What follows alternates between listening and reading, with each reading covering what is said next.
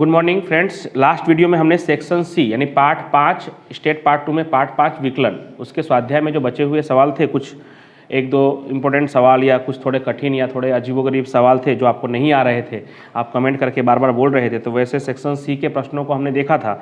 इस वीडियो में हम सेक्शन डी के प्रश्नों को देखने वाले। तो सेक्शन डी में मेरे हिसाब से क्वेश्चन नंबर 4-5 जो बाकी रह गया था, उसके बाद क्वेश्चन नंबर 11, 10, 11 ऐसे क्वेश्चन है 2-3 जो हम देखेंगे इस वीडियो में। तो पहले क्वेश्चन नंबर 4। क्वेश्चन नंबर 4 में क्या दिया हुआ है? y बराबर x का cube minus 3x square minus 3x plus 80।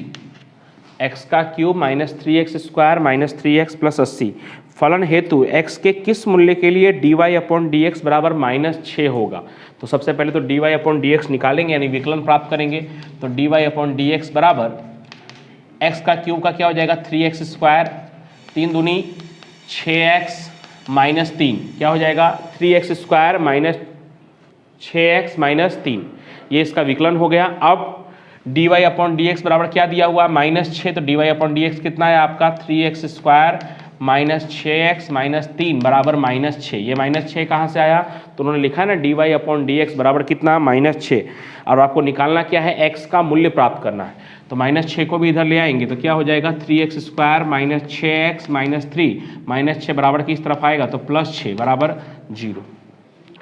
आगे हल करेंगे तो 3x square minus 6x plus 6 में से 3 घटाएंगे तो प्लस का 3 आएगा बराबर 0। इस पूरे में से कितना कॉमन आ सकता है? तो पूरे में से 3 कॉमन आ सकता है।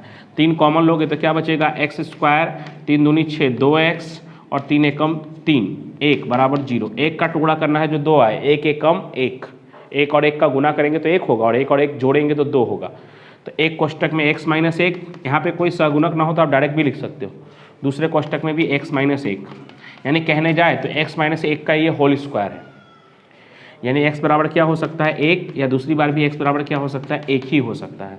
तो आप x बराबर अगर 1 होगा तो dy अपॉन डी एक्स कितना होगा -6। अगर ऐसा लगे तो आप इसकी जगह 1 रख के देख लीजिए तो अपने आप आपको मालूम पड़ जाएगा, चेक करना हो तो 1 का वर्ग क्या होगा 1, 3 एकम 3, 6 एकम 6 यानी -6 और -3, तो -6 और -3 कितना होगा -9, और -9 में +3 जोड़ेंगे तो कितना होगा -6। तो आप समझ सकते हैं कि आपका आंसर सही है। तो ऐसे आप चेक भी कर सकते हैं।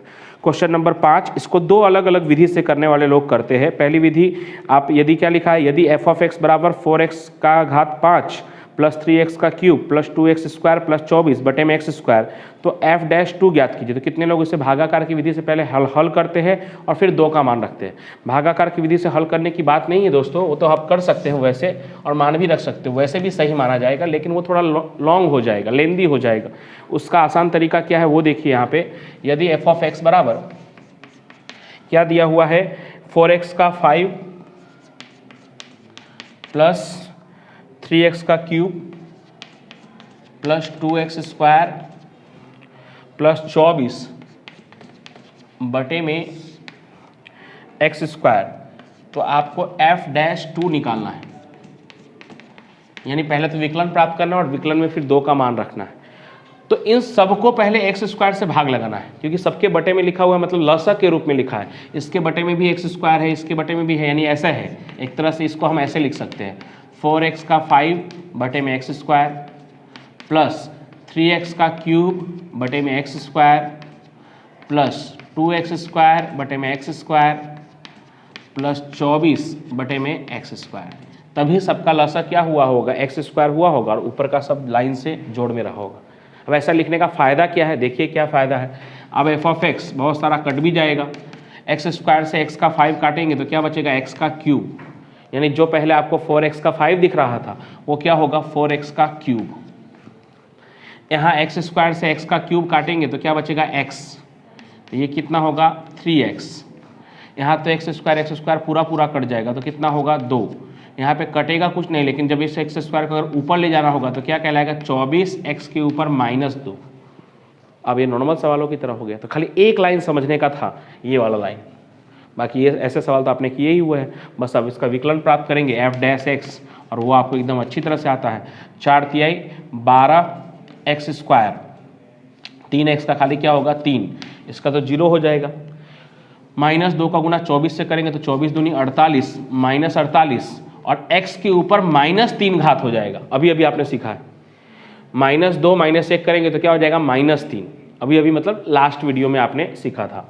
अब f डैश x बराबर 12x² प्लस 3 -48 और इसको प्लस में लिखना होगा तो नीचे लिखना पड़ेगा x का क्यूब, लिखना पड़ेगा नहीं, आपको ऐसा करना ही पड़ेगा, ठीक है।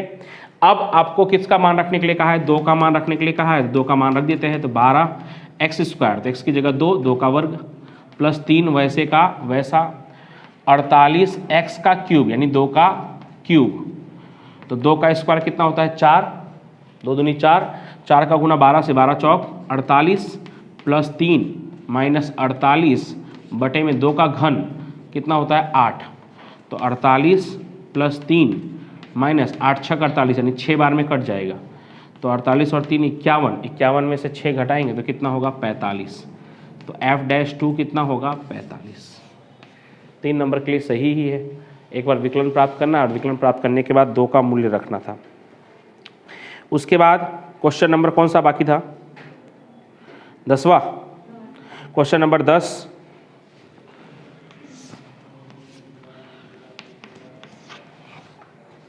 y बराबर 5 प्लस 6 बटे में 7x प्लस 8। तो ये सिंपल है, भागाकार का रूल्स इसमें लगने वाला है, बस थोड़ा सा पहले हल करना पड़ेगा।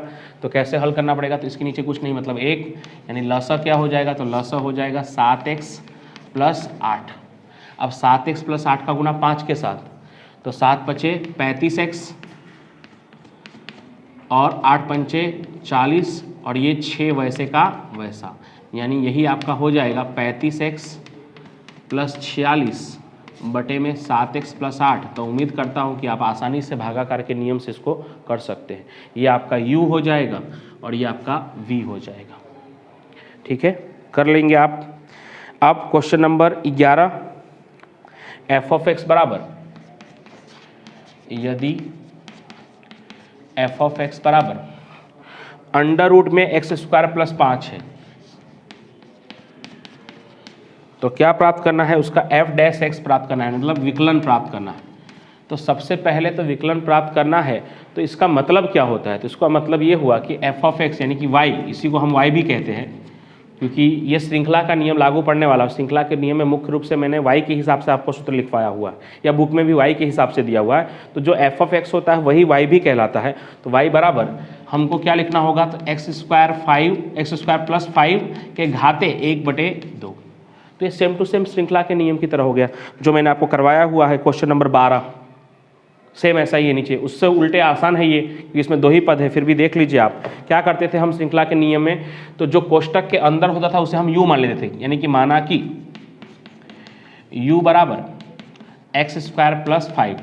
अब अगर इसको u मान लिया है तो उस हिसाब से y क्या हो जाएगा, तो y बराबर u के घाते 1/2।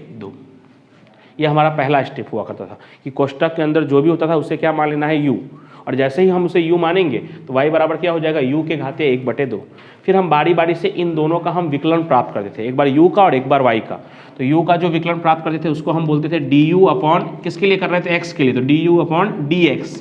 क्या होगा इसका विकलन, तो 2x, सिर्फ 2x बस, क्योंकि 5 का तो 0 ही होगा। और फिर y का विकलन प्राप्त करते थे u के लिए, तो उसको बोलते थे हम dy अपॉन du,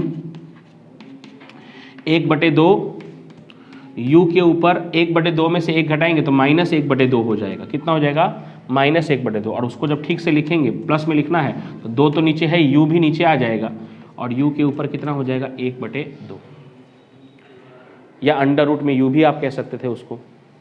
चलिए अब सूत्र dy अपॉन dx बराबर dy अपॉन du, ये सूत्र ही है, ये तो आपको याद रखना पड़ेगा। du अपॉन dx दोनों है हमारे पास। dy अपॉन du कितना आया है, तो 1/2। ऐसा हो तो u के 1/2 को मैं करनी में u ही लिख दे रहा हूँ। ऐसा इसलिए लिख रहा हूँ कि उन्होंने जैसा स्वरूप में लिखा था वैसा स्वरूप में मैंने भी लिख दिया, गुणे। तो यहाँ पे कुछ नहीं किया दोस्तों, ये जो u के घाते 1/2 है उसी को मैंने अंडर रूट में u लिखा है, ठीक है, वहाँ पे भी वही कर दिया। du अपॉन dx हमने निकाला हुआ है, du अपॉन dx कितना है 2x। अब ये 2 से 2 कट जाएगा, x का गुना x से होगा तो क्या होगा x बटे में अंडर रूट में u। अब कुछ कटने वाला नहीं है तो हम क्या करते थे, u की जगह पे वापस u का मान रख देते थे। तो x बटे में अंडर रूट में u का मान कितना था, x स्क्वायर प्लस 5। तो ये आपका फाइनल आंसर हो गया। ठीक है, तो इस तरह से आज हमारा पार्ट 5 एकदम अच्छी तरह से लगभग सभी उदाहरण और स्वाध्याय के सभी सवाल के साथ पूरा हो गया है। अब हमारा account part 1 part 2 state part 1 part 2 में सब लेसन पूरा है, सिर्फ चैप्टर नंबर 3 प्रामाण्य वितरण वाला चैप्टर बाकी है। अगर ये आप अभी फिलहाल नहीं भी करेंगे तो भी आप कोई भी पेपर 100 मार्क्स का कोई भी पेपर नए फॉर्मेट के हिसाब से आप अटेम्प्ट कर सकते हैं। तो आप अपना पेपर प्रैक्टिस चालू रखिएगा। मुझे जब भी समय मिलेगा तो मैं पार्ट 3 की वीडियो बनाऊंगा। तब तक के लिए थैंक यू सो मच।